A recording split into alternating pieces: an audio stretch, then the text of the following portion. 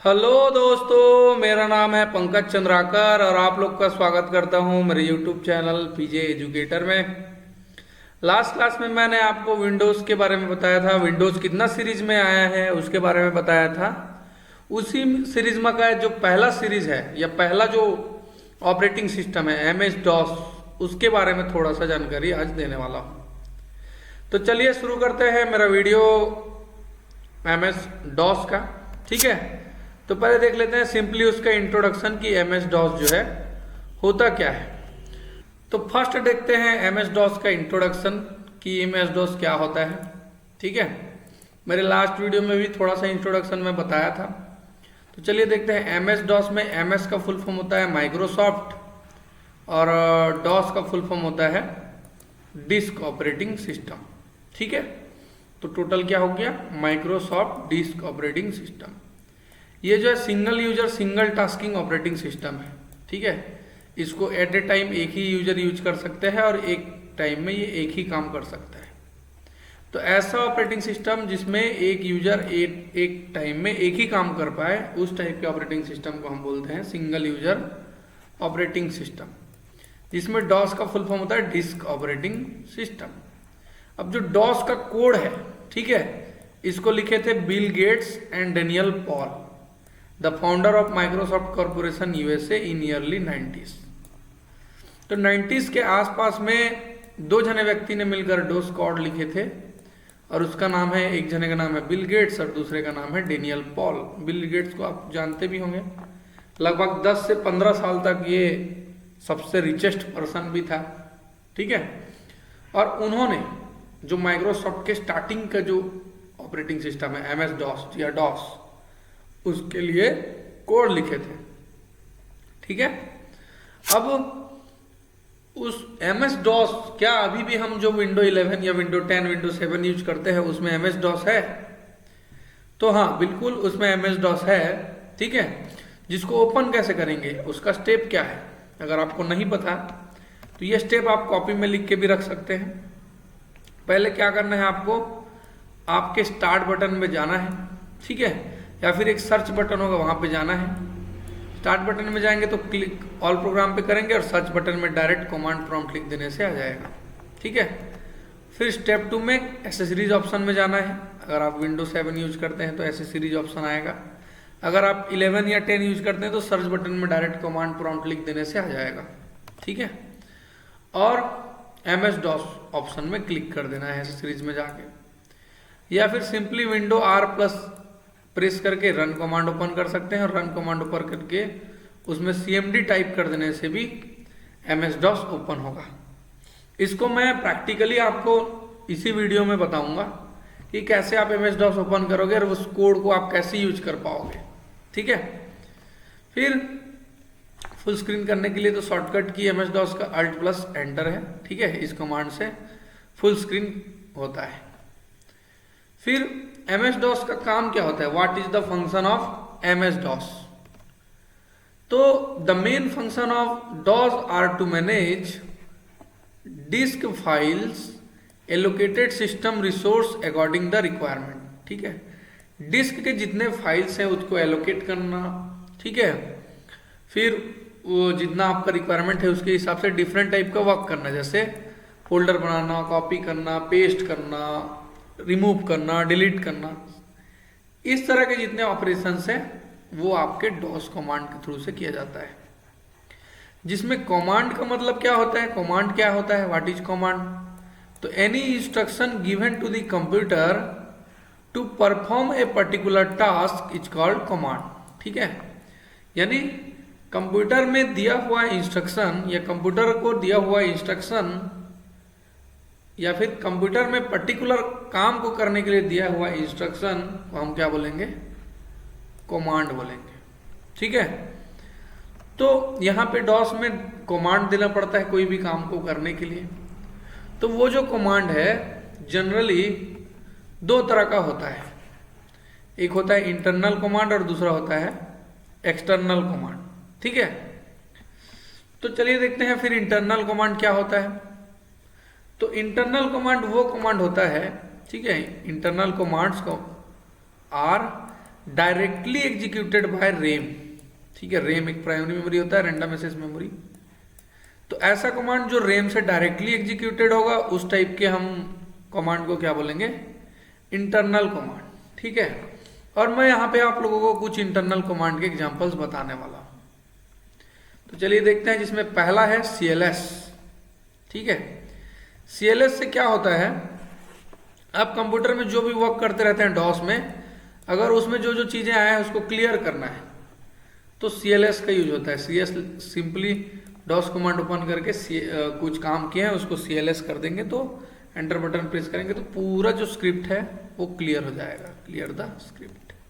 ठीक है, दूसरा जो इंटरनल कमांड है MD का फुल फॉर्म होता है मैनेज डायरेक्टरी। यहाँ पे डायरेक्टरी और फोल्डर एक ही है। तो अगर सिंपली आपको फोल्डर बनाना है तो MD लिखकर, ऐसे ये ड्राइव लोकेशन रहेगा, इस तरह से आता है। MD लिखकर सतीश लिख देंगे तो क्या होगा, सतीश नाम का एक फोल्डर बन जाएगा। जैसे हम विंडो में बनाते हैं, वहां पे राइट क्लिक करते हैं, न्यू में जाते हैं और आइकॉन को क्लिक करते हैं। लेकिन डॉस में वैसा नहीं होता। डॉस के लिए फोल्डर बनाने का कमांड होता है और उस कमांड का नाम है MD। ठीक है, मैनेज डायरेक्टरी। स्क्रीन को क्लियर करने का नाम है CLS, इसको याद रखिए। फिर उसके बाद नेक्स्ट इंटरनल कमांड है आपका CD। अब जो बनाए हैं उस फोल्डर को ओपन करना है। ठीक है, तो फोल्डर को ओपन करने के लिए CD लिखकर सिंपली आप जो फोल्डर का नाम दिया, हमेशा याद रखिए फाइल नेमिंग का रूल बताया था कि कैसे फाइल नेमिंग होगा। अगर वो वीडियो नहीं देखे तो देख लीजिए मेरा विंडो वाले वीडियो में। उसमें आप ध्यान दीजिए कि आप कैपिटल में लिखे हैं, स्मॉल में लिखे हैं, कैसा टाइप से लिखे हैं। फिर वो देख के आप अगर CD लिख के उस नाम को लिखेंगे, एंटर बटन प्रेस करेंगे तो वो फोल्डर ओपन हो जाएगा। फिर नेक्स्ट में है 4 नंबर में CD डॉट डॉट, 2 डॉट लगेगा CD के बाद। CD डॉट डॉट क्या होगा, जो आप फोल्डर ओपन करे हो, जैसे मान लो सतीश ओपन हो जाएगा तो इस तरह से ग्रेटर देन सिंबल के बीच पे आएगा। अगर ओपन है उसको अगर क्लोज करना है इस फोल्डर को तो उसके लिए CD डॉट डॉट। हम सिंपली क्या करते हैं, नॉर्मली हमारे यहाँ पास विंडो में यहाँ क्रॉस रहता है क्लोज करने के लिए, लेकिन डॉस में ऐसा नहीं होता। यहाँ पे CD डॉट डॉट करके कमांड होता है जिसको क्लिक करने से आपका 1 स्टेप बैक होता है या फिर फोल्डर क्लोज होता है। फिर नेक्स्ट इंटरनल कमांड देखते हैं कलर। तो इसके पहले का जो था डॉस सिंपली था, उसमें कुछ भी नहीं था, कमांड बेस पे चलता था, कोई ग्राफिक यूजर इंटरफेस का यूज नहीं हुआ था। तो फिर इसमें जो है आपके टेक्स्ट को अलग कलर और बैकग्राउंड को अलग कलर कर सकते थे। तो कलर चेंज करने के लिए सिंपली COLOR नहीं, COLOR और 1 लिख देंगे तो यहाँ पे कुछ कोड है, जैसे कि 0 करोगे तो ब्लैक, 1 करोगे ब्लू, 2 करोगे ग्रीन, 3 करोगे एक्वा, 4 करोगे रेड, 5 करोगे पर्पल, 6 करोगे येलो, 7 करोगे व्हाइट, 8 करोगे ग्रे, 9 करोगे लाइट ब्लू, A करोगे लाइट ग्रीन, B करोगे लाइट एक्वा, C करोगे लाइट रेड, D करोगे लाइट पर्पल और E करोगे लाइट येलो और F करोगे ब्राइट व्हाइट। ये हेक्साडेसिमल है। मैं मेरे नंबर सिस्टम का वीडियो भी अपलोड कर दिया हूँ, वहां से भी देख सकते हैं। उसके बेस पे यहाँ पे इंटरनल कलर, जो टेक्स्ट का कलर है, कर सकते हो। ठीक है, अब जैसे कि नेक्स्ट इंटरनल कमांड देखते हैं RD से क्या होगा, सिंपली अब RD लिखकर अपना फोल्डर लिखकर आप एंटर बटन प्रेस करेंगे तो वो फोल्डर डिलीट हो जाएगा। ठीक है, फिर आपको जो है मैं अभी क्या क्या बता दिया, CLS क्लियर होगा स्क्रीन, MD फोल्डर बनेगा, CD फोल्डर ओपन होगा, CD dot dot folder close होगा और RD फोल्डर डिलीट होगा। तो ये तो हो गया फोल्डर का बात। अभी नेक्स्ट में देखते हैं फाइल का बात। ठीक है, कि फाइल को बनाने के लिए क्या क्या कमांड है। तो फाइल के लिए बनाने के लिए पहला कमांड है कॉपी कॉन। ठीक है, कॉपी कॉन लिखकर आप जो है Word, Excel, PowerPoint different type के फाइल बना सकते हो कुछ इस तरह से। कॉपी कॉन सतीश, अब ये .docx वर्ड का एक्सटेंशन है, .xls होता तो एक्सेल का, .ppt होता तो पावर पॉइंट का। ठीक है, तो ये एक्सटेंशन लिख कर आपको उसमें कोई भी टेक्स्ट लिख देना है। फिर सिंपली आपको Ctrl+Z करने से वो सेव हो जाएगा। यहाँ पे सेव करने के लिए जो शॉर्टकट यूज होता है वो है Ctrl+Z। ठीक है, Ctrl+Z से ये सेव हो जाएगा। ठीक है, फिर दूसरा नंबर का फाइल कमांड है, अगर जो कंटेंट है ये satish.doc में जो चीज है उसको देखना है तो आप सिंपली टाइप करके सतीश लिखिए, वो जो कंटेंट है उसके अंदर में जो रहेगा वो दिखेगा। ठीक है। फिर 3 नंबर में है डेल। तो डेल में क्या होगा, अगर आपको उस फाइल को डिलीट करना है जो बनाया, तो सिंपली del लिखकर satish.docx लिख दो तो वो फाइल फिर डिलीट हो जाएगा। ठीक है। फोल्डर को डिलीट करने के लिए rd है, रिमूव डायरेक्टरी, लेकिन फाइल को डिलीट करने के लिए del है, del। ठीक है। फिर नेक्स्ट में देखते हैं रिन। रिन का क्या काम होगा, रीनेम करेगा। जो सतीश नाम का फोल्डर है या फाइल है उसको हमको मान लो दूसरा नाम लिखना है, मान लो अभिषेक करना है, तो आप सिंपली REN लिख दो, जो एक्सटेंशन है उसको लिख दो नाम के साथ, जो नाम में बदलना है उसको लिख दो और एंटर बटन प्रेस कर दो तो रीनेम हो जाएगा। VER में क्या होगा, उसका वर्जन डिस्प्ले होगा। आप जो MS-DOS यूज कर रहे हैं वो कौन से वर्जन का है, VER लिख दो, सिंपली एंटर दबाओ, आ जाएगा। करंट डेट देखना है तो सिंपली डेट लिख दो और एंटर प्रेस कर दो, डेट आ जाएगा। टाइम देखने के लिए सिंपली टाइम लिख दो, आ जाएगा। ठीक है, ये इजी है। फिर नेक्स्ट में देखते हैं एक्सटर्नल कमांड की। एक्सटर्नल कमांड क्या होता है, पहले देखें इंटरनल, जो रैम से डायरेक्टली एग्जीक्यूट होता है। एक्सटर्नल क्या होता है, आपका जो एक्सटर्नल ड्राइव है उस पे एग्जीक्यूट होता है, सेकेंडरी स्टोरेज पे। These are found in separate file on a hard disk. Hard disk में सेपरेट फाइल के रूप में होता है, हार्ड डिस्क या फ्लॉपी डिस्क में। और कुछ एक्सटर्नल कमांड को देखते हैं, जैसे हमने अभी इंटरनल कमांड को देखा।